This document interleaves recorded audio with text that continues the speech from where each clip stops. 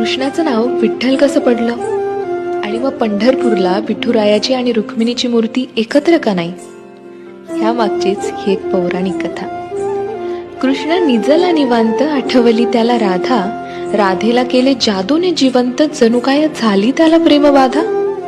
समोरून आली रुक्मिणी, कृष्णासंग राधास पाहिली, डोळे झाले लाल लाल, म्हणे मी कृष्णा सोडून चालली. कुठे गेली रुक्मिणी कुणास बाई ठाऊक, कृष्ण भटकतोय तिला शोधत, होऊन व्याकुळ भाऊक. पोहोचला बाई कृष्ण शोधत तिरी चंद्रभागेच्या, अन रुक्मिणी दिसली दिंडी रवनात पंढरीच्या. कृष्ण म्हणवितो रुक्मिणीस, पण ती रुसलेली फार, म्हणतो कसा, अगं रुक्मिणी कसा करू मी तुझ्या विना वैकुंठाचा संसार.